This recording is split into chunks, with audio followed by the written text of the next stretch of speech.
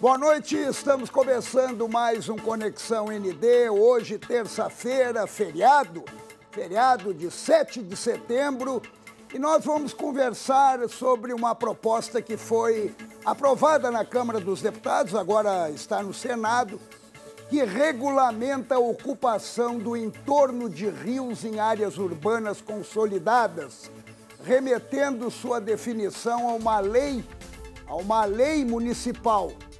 Mas o que significa isso na prática? É o Código Florestal sendo alterado? Eu estou recebendo hoje o relator da matéria, o deputado federal pelo PSD, deputado aqui com a sua base em Joinville, Darcy de Matos. Eu já inicio lhe dando uma boa noite. Na verdade, é um bom dia, né, deputado? Porque nós estamos gravando esse programa agora pela manhã, que está entrando no ar agora aqui na Record News, mas por conta do 7 de setembro, pelas manifestações, e o senhor indo viajar agora à tarde para Brasília, nós antecipamos o nosso programa. E eu gostaria de lhe perguntar, já lhe dando boa noite, como já lhe dei agora há pouco, eu gostaria de lhe perguntar sobre que mudanças ocorreram no Código Florestal. Minha saudação a você, Paulo Alceu, a todos os telespectadores. Esse assunto é da maior importância. O STJ perdeu o juízo e, no mês de abril, tomou uma decisão exigindo a aplicação do Código Florestal na área urbana do Brasil. Agora, ele foi estimulado, deputado, pelo Ministério Público de Santa Catarina? Exatamente. Ele foi provocado judicialmente, tinha uma pendência judicial, e essa decisão, e ainda eles deram a entender na sua decisão que vale para áreas, para edificações, para áreas consolidadas, ou seja, teriam que derrubar, por exemplo, a Prefeitura de Blumenau, que está fora do recuo, porque o recuo na decisão deles vai de 30 a 500 metros. Ora, um Código Florestal que vale para a Amazônia, como é que vai aplicar em Florianópolis, em Blumenau, em São Paulo, Rio de Janeiro ou Joinville? Então, um verdadeiro absurdo. O Brasil parou, engessou o Brasil, estamos perdendo empregos, a construção civil e perdendo receita. Muito bem.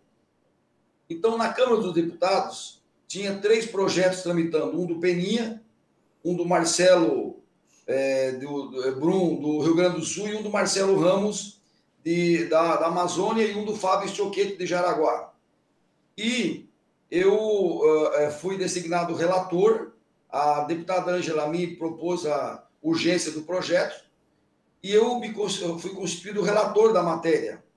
E no meu substitutivo, eu ampliei bem ele, o que eu defini? Eu defini no substitutivo, e ele foi aprovado por absoluta maioria na Câmara dos Deputados. A esquerda, claro, ficou contra, como sempre está contra. E nós damos a prerrogativa, a autonomia, para que os municípios façam as suas legislações, tratando do recuo dos rios, dos córregos e riachos, na área urbana do Brasil, nada mais justo. Fomos na linha do que é nos Estados Unidos, onde eles dão autonomia para estados e condados e municípios. Então, isso significa que Florianópolis, por exemplo, a Câmara e a Prefeitura, com base num diagnóstico socioambiental, e junto com o Conselho Municipal do Meio Ambiente, com o MP, com a construção civil, com o setor produtivo, vai fazer a legislação de Florianópolis. Agora, deputado, desculpe lhe interromper, mas eu queria lhe perguntar o seguinte: no momento em que foi feita essa flexibilização, foi pensado muito mais na construção civil e não pensado na preservação ambiental? Claro que não, Paulo. Se você verificar o meu substitutivo, a gente toma todo o cuidado na legislação para não edificar em áreas de enchente de risco, todo o cuidado com a preservação, né? Porque o projeto ele busca o chamado desenvolvimento sustentável, que é a convivência harmônica do homem com a natureza. A esquerda é que está usando esse argumento. Agora, por que é importante o município fazer a legislação? Porque nós temos, por exemplo, em Florianópolis, Paulo, aqui em Joinville, 3 tipos de rios. Nós temos o rio, que é natural, que pode ter um recuo de 15 ou 20 ou até 30. Mas tem o rio que já virou esgoto, que pode ser 5. E tem o rio que já foi tubulado, né, que não existe mais, e que ele já está incorporado no plano de macrodrenagem. Esse rio, o recuo pode ser 0. Então, por isso que é importante o município definir o recuo para a área edificável nas áreas consolidadas, na área urbana. Isso não vale para a área rural. Então, nós tomamos toda a preocupação com a preservação, até porque as margens dos rios na área urbana, Paulo, muito raramente já existe vegetação, né? Você sabe disso. Agora, um outro grande avanço, Paulo, que vai ser fundamental. Eu defini um marco temporal para abril. Até abril desse ano, todas as casas, o comércio do Brasil que estejam construídos dentro da faixa de recuo poderão, com a nova legislação, serem regularizadas. Serão milhares de edificações em Santa Catarina e milhões de edificações no Brasil. Mas mesmo avançando em áreas de preservação? Não, se elas estão construídas fora do recuo, elas poderão ser regularizadas com a devida compensação ambiental. Agora, se for uma família muito pobre, a compensação vai ter que ser feita pela prefeitura, pelo poder público. A compensação ambiental ela é fundamental. Você recupera outras áreas, porque ela está ali, você não consegue demolir, você não consegue tirar porque não tem recurso, e o que você faz? Você tem que buscar a regularização. Então, esse substitutivo, nós mudamos o Código Ambiental, que era o sonho do ex-senador e ex-governador Luiz Henrique da Silveira, que lutou muitos anos, até mandou para a Assembleia um Código Ambiental aqui, único de Santa Catarina. Mudamos a lei de regularização fundiária, né? E mudamos a lei do uso e parcelamento do solo. Quer dizer, com base no plano diretor, na lei de uso e ocupação do solo, os municípios do Brasil vão fazer a sua legislação. Isso é um grande avanço, porque a vida não acontece em Brasília, Paulo Alceu. Você tem falado muito disso. A vida acontece aqui, em Florianópolis, em Joinville, em Faxinal dos Guedes, no interior do Brasil. Então, cada município ele tem que ter, a cada dia que passa, um pouco mais de autonomia para decidir o seu dia a dia. Agora, é exatamente isso, deputado, que eu queria lhe perguntar, com base no que o senhor falou logo no início, que foi eu esqueci o termo, mas foi uma interferência do STJ. Essas interferências do judiciário começam a prejudicar as decisões tomadas no Congresso? Começam sim, porque nós estamos vendo hoje um ativismo judiciário no Brasil, ou seja, o STF, o STJ querendo legislar. Isso é um absurdo, né? Se você for verificar nos Estados Unidos, nos países desenvolvidos, as pessoas da rua não conhecem os ministros da corte, eles não dão entrevista, não é? Eles são pessoas que atuam com decisões fundamentais, mas sem ficar anunciando decisões, fazendo crítica, interferindo no parlamento ou na questão política. No Brasil, os ministros viraram popstar, isso é um absurdo. Então, o STJ, o STF, eles têm que atuar dentro das suas prerrogativas, como o Senado e a Câmara também, o Executivo também, cada um, nós temos que cumprir a Constituição e cada um dentro das suas prerrogativas. Por isso, em virtude dessa interferência absurda, é que nós estamos vendo conflitos, problemas para o Brasil. Hoje tivemos uma grande mobilização monstruosa que dá um recado, principalmente para o STF, dizendo que tem que se cumprir a Constituição, dizendo que cada um tem que ficar dentro das suas prerrogativas, dá um recado de que o judiciário tem que ter cuidado, porque o Brasil está indo por um caminho perigoso, difícil. Nós temos que ter uma convivência harmônica entre os poderes para buscar a recuperação econômica do Brasil. Agora, deputado, até que ponto o Congresso também está sintonizado com a população no momento que ele se mostra omisso, ele se mostra submisso e ele se mantém com todas as regalias e todos os direitos adquiridos? Não, Paulo, assim, veja bem, então a Câmara, nós estamos alinhados com a agenda do governo. a Câmara dos Deputados. E nós votamos esse ano lei do gás, do saneamento básico, a autonomia do Banco Central, nós votamos a PEC emergencial, a lei do licenciamento ambiental, enfim, nós estamos, as privatizações, estamos avançando na administrativa, na tributária. Agora, o Senado que poderia, por exemplo, tomar a decisão do impeachment do STF, de ministros, compete a eles, e o Senado lavou as mãos, né? Tem 10, 11, 12 pedidos que estão engavetados, então compete ao Senado tomar essa decisão. Mas agora, também tem 11 ou 12 pedidos, ou melhor, muito mais do impeachment do presidente na Câmara. Certo, mas até o momento o presidente Arthur Lira e o jurídico da Câmara entendem que não há nenhum fato relevante para pedir o impeachment do presidente.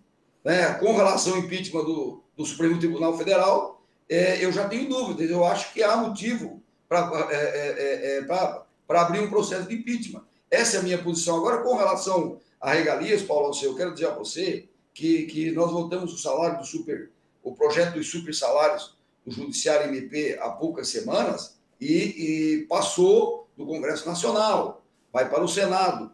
Agora, na reforma administrativa, eu fui relator na CCJ, o relator Arthur Maia, vamos falar disso mais adiante, foi incluído, com razão, né?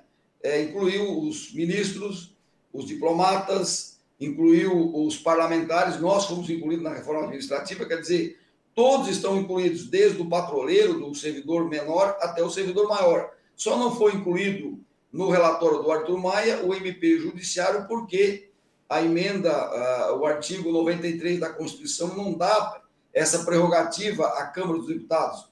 O artigo 93 diz que cabe ao STF mexer na carreira do MP, da Defensoria Pública e do Judiciário. Mas já existe uma emenda tramitando na Câmara para alterar o artigo 93 da Constituição. Quer dizer, nós estamos aos poucos avançando, porque é muito tempo, né, Paulo? Você sabe que o Estado brasileiro é cartorial, ele é engessado, ele é corporativista desde de Dom João VI, da monarquia. Agora, nesse governo, com o presidente Bolsonaro, com o Congresso renovado, você há de convir comigo que nós já avançamos muito, mas as coisas são muito lentas, muito difícil. Né? Parte da imprensa bate muito, a oposição bate muito também, mas nós estamos avançando e eu acredito no Brasil, acredito na recuperação econômica e acredito no crescimento do Brasil. Agora, deputado, o senhor falou agora há pouco sobre a Câmara, que vem avançando e deu a entender que no Senado a coisa é diferente. Essa mudança no Código Florestal foi aprovado na Câmara, está indo para o Senado e a gente já está observando que tem uma série de críticas e uma série de imposições. O senhor acredita que no Senado vai ser aprovado ou, de repente, vão mudar tudo novamente? Excelente pergunta. Como o projeto ele teve origem na Câmara, a última palavra quem vai dar é a Câmara dos Deputados, quer dizer, volta para as minhas mãos como relator. Então, eu diria que praticamente vai ser mantido o texto. Existe um projeto do senador Jorginho no Senado, similar ao que foi aprovado na Câmara, mas tem um senador lá da Amazônia que colocou uma emenda de 30 metros, quer dizer, se você coloca um recuo de 30 metros, isso é regredir, isso é pior do que estava antes. Mas se o Senado fizer algumas pequenas alterações, a Câmara pode corrigir. A última palavra vai ser da Câmara dos Deputados, e eu quero dizer que o senador Amin está bem envolvido nesse tema, né? Ele já solicitou urgência no Senado, e eu tenho certeza que esse texto vai ficar praticamente o da Câmara, porque ele avança muito, porque ele é fundamental, porque ele peita o STJ, porque ele dialoga com a rua, porque ele dá autonomia para os municípios. É isso que tem que ser feito no Brasil. Não adianta ficar decidindo as coisas em Brasília. O que vale para a Amazônia pode não ser bom para Santa Catarina, Paulo Alceu. Né? Então, nós estamos indo na linha dos Estados Unidos, que dá autonomia para os estados e para os condados. Portanto, foi um grande avanço. É a reforma federativa, né? Exatamente, o Pacto Federativo. Ô, Paulo, para você ter uma ideia, nós, segundo a Receita Federal, em 2019, eu falei na tribuna sobre esse tema, nós mandamos para Brasília 77 bilhões. Sabe quanto voltou para o Estado? Aproximadamente 7. 70 foi para pagar a conta dos demais estados. Isso não é justo com a gente. Estamos trabalhando para pagar a conta de outros estados do Brasil. Portanto, o Pacto Federativo, que está parado no Senado, né, o Senado acabou abrindo uma CPI intempestiva, que não foi a lugar nenhum, tem que tocar esses projetos importantes, como o Pacto Federativo, que está lá no Senado. Deputado, o senhor também é relator da reforma administrativa. E, pelo que eu percebi, a reforma administrativa estão dando umas ajustadas ali. Por que esse temor com o servidor público? Eu lembro que o senhor, numa entrevista que, tempos atrás, logo no início, que o senhor pegou a relatoria, o senhor me disse que a estabilidade ela seria quebrada para os novos e não para os antigos. Agora vai valer para todo mundo. Então, vai ser uma meia-sola. Não, Paulo, assim, deixa eu te falar, eu fui o relator na Comissão de Justiça e Cidadania e sou o único catarinense membro da Comissão Especial da Reforma Administrativa. Isso eu não estou falando para me vangloriar, porque essa é uma missão dura. Não é qualquer um que enfrenta a reforma administrativa, porque quebrar paradigmas, tirar, cortar benefícios e direitos lá adiante, a gente recebe muitas críticas. Mas eu estou em Brasília exatamente para ajudar a mudar o Brasil. Então, veja bem, o relator Arthur Maia, que veio aqui no seminário em Santa Catarina, ele fez um relatório, eu diria que um pouco mais leve do que aquilo que a gente imaginava. Mas avançamos no relatório da reforma administrativa. Avançamos. Por quê? Porque foram tirados todos os direitos dos futuros servidores, no que diz respeito a triênio, quinquênio, férias, licença-prêmio e progressão automática que tem atualmente. Então, os futuros servidores, sejam carreiras típicas de Estado ou não, não terão mais esses benefícios. O crescimento vegetativo da folha, ele vai praticamente acabar. Mas a estabilidade foi mantida. O Arthur Maia manteve a estabilidade para todos no futuro, mas ele criou mecanismos que serão regulamentados, alguns, posteriormente na CCJ e no plenário, para fazer não só uma avaliação anual dos futuros servidores, mas 6 avaliações. E com a regulamentação do artigo 41, o gestor terá a condição efetiva de demitir o servidor que não produzir. Quer dizer, então nós avançamos. Poderíamos ter avançado um pouco mais, mas você sabe como é que funciona o Congresso. Agora estamos quase no final do ano que vem a eleição. Não é meu caso, que eu não estou pensando na eleição. Eu estou pensando no futuro da nossa nação. Mas o Congresso, infelizmente, age dessa forma. Essa administrativa, essa reforma devia ter sido feita como foi a Previdência lá atrás, no início do governo. Agora, a reforma administrativa não mexe em nenhum direito dos atuais servidores, nenhuma vírgula. E não sei por que ainda tem sindicatos que ficam criticando, reclamando. Essa reforma ela vem para promover uma economia do Estado, para pagar o salário dos atuais servidores, para investir no hospital, na escola, e ela vem para modernizar o serviço público. Nós precisamos modernizar o serviço público e melhorar a qualidade do serviço público, porque a gente sabe que a maioria do servidor trabalha muito, mas tem um percentual que não faz nada. E isso não é justo. Não é justo que eles continuem no serviço público, não fazendo nada e sendo promovido e ganhando. Então, exatamente chegou o momento de nós passarmos o Brasil a limpo. É duro dizer isso. Mas até o senhor falou aí, mudar a qualidade do serviço público. Também eu vou acrescentar aí, mudar a qualidade da classe política, como uma provocação ao senhor, mas eu vou fazer um breve intervalo e depois eu volto exatamente com essa pergunta. Até que ponto a classe política, na parte daí que eu quero discutir, na parte prática, em relação à reforma administrativa, a lei dos supersalários atingiu essa carga de privilégios e benefícios que carregam as autoridades brasileiras. O senhor pense um pouquinho, a gente volta e daí eu quero lhe ouvir, que é muito importante.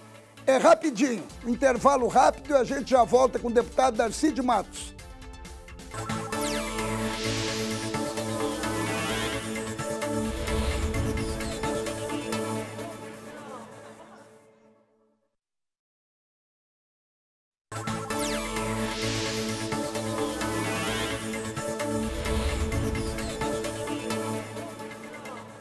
Pois é, estamos voltando aqui na Record News. Obrigado por sua presença, nos acompanhando em mais um Conexão ND. Hoje eu estou recebendo o deputado federal do PSD, Darcy de Matos.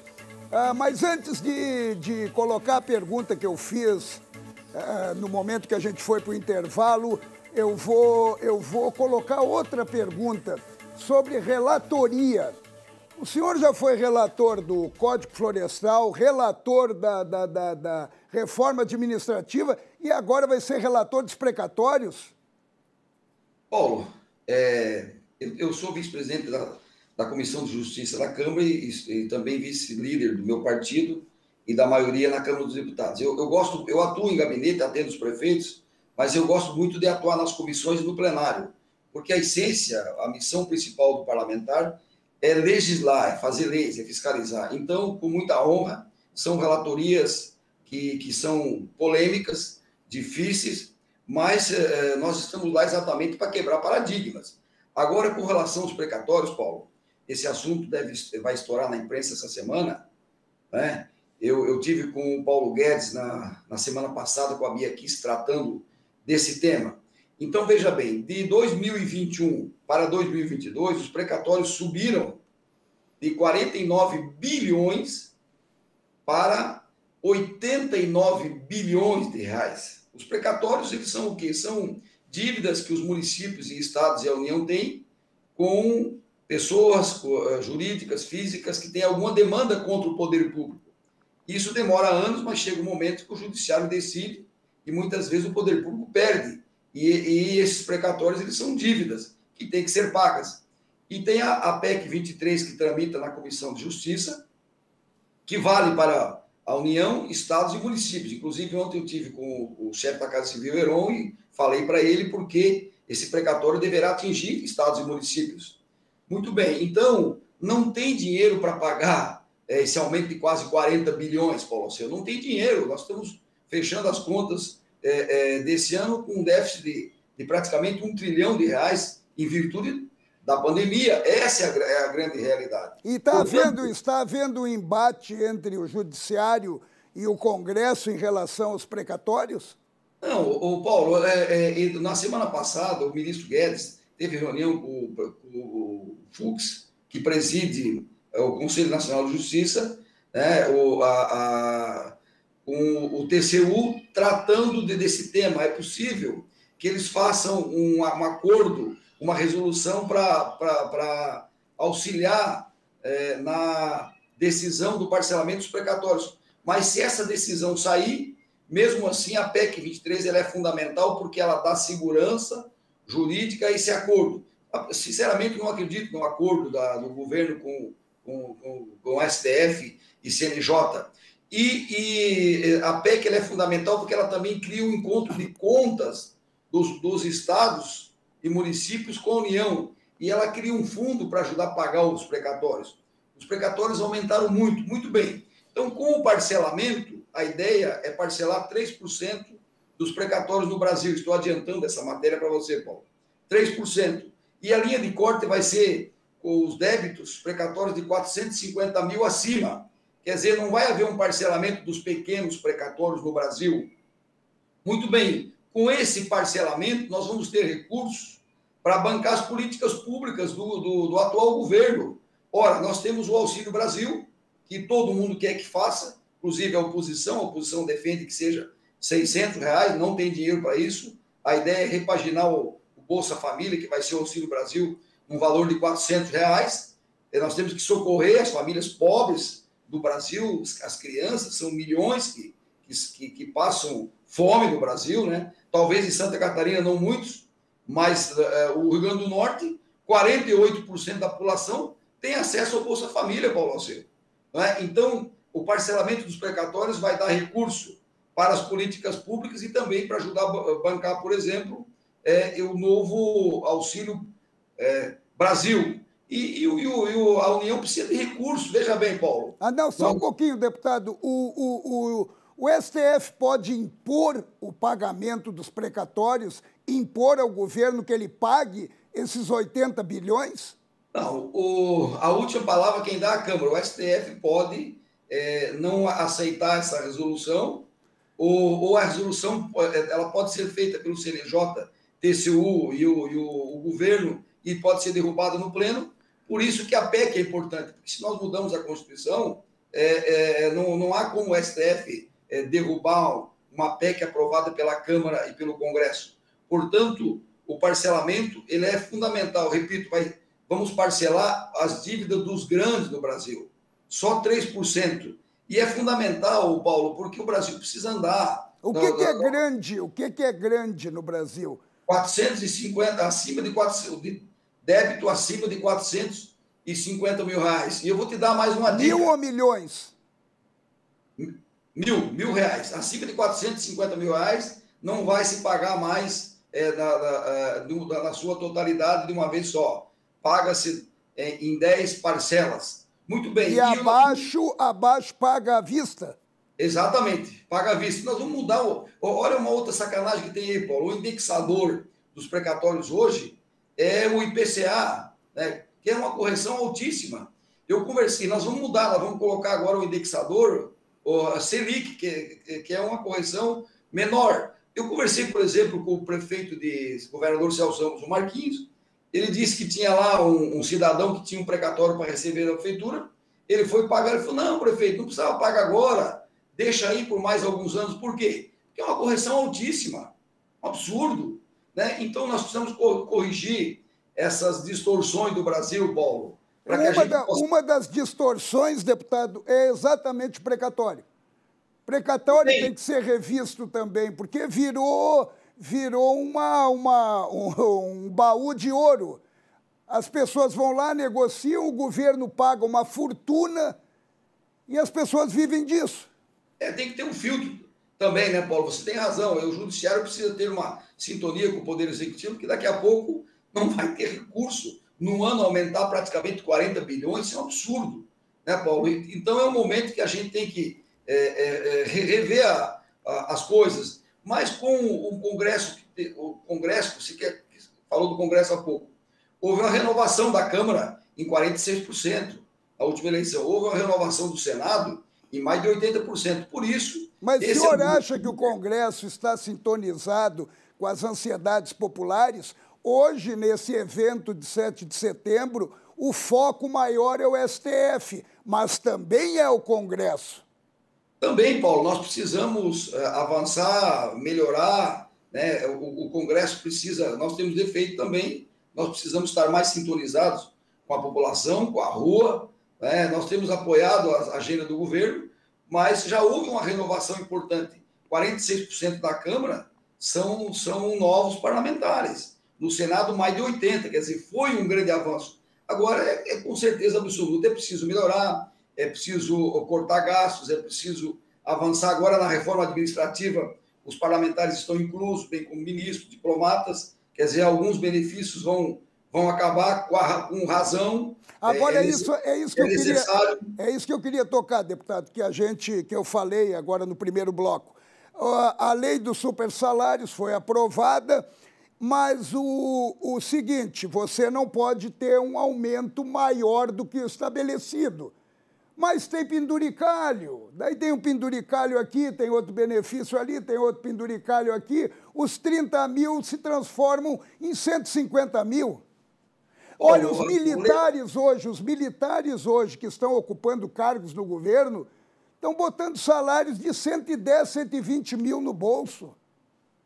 Falar em militares, Paulo, eu vou, na semana que vem, protocolar um projeto para acabar com aquela aposentadoria dos militares que vale para a esposa e futuramente vale para as filhas dos militares, que é um absurdo. Então, Paulo, deixa eu te falar, o projeto dos subsalários atingiu, já foi aprovado, foi para o Senado, atingiu os juízes e promotores e os parlamentares. Então, parte dos penduricários já cai nesse projeto. E agora, com a inclusão de todos nós na reforma administrativa, que nós fazemos questão, então já vai haver também corte de alguns benefícios e uma economia para o Congresso. Eu não tenho nenhum problema, porque eu doei o meu auxílio paletó para a PAI de Joinville, 33 mil, e eu nunca usei auxílio saúde da Câmara. Aliás, entrei com um projeto de resolução para acabar com essa vergonha do auxílio saúde na Câmara dos Deputados. Porque tem uma parafernália aí criada para atender vocês, né? E, de repente, tem ainda, além disso, tem um auxílio saúde extra. Eu, como disse, nunca usei, acho um absurdo, mas nós estamos no momento de promover economia, de cortar privilégios, não só do servidor, dos parlamentares, dos ministros, do judiciário, de tudo. Quer dizer, é um momento diferente. Ou nós nos adequamos à nova realidade, ao novo momento, e a movimentação, sabe, do Brasil, pacífica, democrática, monstruosa que aconteceu hoje, dá esse recado, principalmente para o STF, mas também para nós do Congresso, para toda a sociedade, dizendo, olha, tome cuidado, a gente precisa avançar, precisamos cumprir a Constituição, precisamos fazer políticas públicas, a população não está satisfeita. E o nosso grande desafio, Paulo, sabe qual é? Nós precisamos retomar o crescimento econômico, fazer as reformas, as privatizações. Agora, é preciso, eu disse ao Paulo Guedes, é preciso buscar formas de baixar o dólar, para baixar o preço da cesta básica. Está um absurdo a comida, do gás e dos combustíveis. Não dá, está um absurdo, está muito difícil. E esse é o grande desafio do ministro Paulo Guedes e de todos nós. Deputado, uma vez eu lhe critiquei aqui no ND Notícias que o senhor votou contra o voto auditável. Não, votei favorável. Não, na comissão votou contra. Não. Foi de um outro projeto que inventaram que um PL poderia impeachment o ministro Supremo. O voto auditável eu ajudei, fiz vídeo, conduzi. Não, no plenário o senhor votou a favor do voto auditável. Agora, eu só queria saber do senhor o seguinte, quem é que perdeu no plenário? Melhor, quem é que perdeu foi a população que estava pedindo o voto auditável. Mas houve realmente interferência do judiciário? O Paulo, eu fazia parte da comissão especial do voto auditável, votei favorável na CCJ, e eu fui retirado pelo meu partido, convidado a me retirar da comissão especial, então eu não votei nem favorável nem contra, porque eu saí da comissão. Em plenário eu votei favorável e nós perdemos. Houve sim, eu entendo que houve uma articulação maior aí. A gente ganhou, porque deu 249 a 239 a 228. Ganhamos, mas nós tínhamos que ter 308 votos, porque é uma mudança na Constituição. Uma pena, porque o que tem de errado ter o voto auditável? Quem não deve, não teme. Quer dizer, não haveria necessidade de você ir contra o voto auditável. Por isso, a gente perdeu no plenário, foi lamentável, mas a luta continua, né, Paulo? Agora eu entendi, não foi o voto auditável, eu que confundi aqui, foi o negócio do impeachment, né? Paulo, o impeachment, é importante esclarecer. Eu sou vice-presidente da CCJ, eu estava presidindo a CCJ. Tinha lá um PL que tinha como objetivo, o que era uma piada no meu entendimento, impeachment ministro Supremo. Eu não posso votar favorável, porque chega a ser ingênuo imaginar que com um PL na CCJ você vai impeachment o ministro Supremo. Isso não existe. Nós estamos votando a legalidade na CCJ. Por que o presidente Bolsonaro levou o pedido de impeachment ao Senado para impeachment o ministro Moraes? Porque, com artigo 52, compete ao Senado abrir impeachment contra o ministro Supremo. E compete à Câmara impeachment o presidente da República. Então, aquela vez é que deu essa divergência, alguns inventaram aí, mas agora, imaginar que com o PL na CCJ vai impeachment o ministro Supremo, isso aí é piada e Sim, mas a Câmara estava tentando também trazer para ela a possibilidade... Não existe isso, Paulo, não existe. Está na Constituição, artigo 52, compete à Câmara impeachment o presidente da República e ao Senado impeachment o ministro Supremo. Mas dá para mudar a Constituição, que a Câmara também tem a condição de pedir o impeachment do ministro do STF? Sim, aí teria que fazer uma PEC para mudar o artigo 32, mas aí tem que ser uma mudança na Constituição, não um PL, não um projeto de lei. Deputado, infelizmente nós estamos encerrando o nosso tempo. Eu tenho um minutinho, mas eu quero entregar esse minuto para o senhor, só para o senhor me dizer o seguinte, com a mão na consciência. O senhor acha que o Congresso realmente está trabalhando em favor da população ou o senhor acredita que o Congresso está devendo para o brasileiro? Eu entendo que nós avançamos muito, mas que o Congresso precisa melhorar. Com relação à Câmara, que eu posso falar que eu sou deputado federal, nós, com a nova presidência do Arthur Lira, a Câmara avançou muito. A Câmara está alinhada com a agenda econômica do governo e você é prova disso. Nós temos aprovado projetos importantes, né? Estamos dando apoio ao ministro Paulo Guedes, ao presidente Jair Bolsonaro, e o país está avançando. Por quê? Porque essa briga de Congresso com o Executivo, com o Judiciário, isso é ruim para o Brasil. Né? A briga não constrói nada, destrói. Nós precisamos ter, no mínimo, uma convivência republicana, sabe? Mínima, harmônica entre os poderes. E eu entendo que a Câmara tem dado sinais de apoio ao governo, e o Brasil está avançando, está evoluindo, estamos fazendo as reformas, as privatizações. O que precisamos agora é segurar o preço da cesta básica, do gás e do combustível. Essa é uma tarefa de todos nós, mas principalmente do ministro Paulo Guedes. Eu acredito no Brasil, e o Brasil vai voltar a ser uma grande potência, e estamos combatendo o desemprego, estamos gerando renda, e o Brasil tem que dar certo. O Brasil vai dar certo, Paulo Alceu. Todos nós acreditamos e torcemos por isso. Deputado, muito obrigado por sua presença aqui no Conexão ND, por seus esclarecimentos. Desculpe se de repente eu dei umas estocadas, mas na verdade está dentro do nosso contexto e até do sentimento de insatisfação. Mas muito obrigado e um forte abraço para o senhor. Obrigado, Paulo Alceu. Um grande abraço, conto comigo. E obrigado a vocês que nos acompanharam aqui no Conexão ND. Desculpe, eu estou um pouquinho tomado por uma virose que me atacou nas cordas vocais, mas não dá para se afastar do trabalho. Um abraço grande para vocês. Eu espero que terça-feira que vem, quando eu volte, eu já esteja melhor. Um beijo e até lá.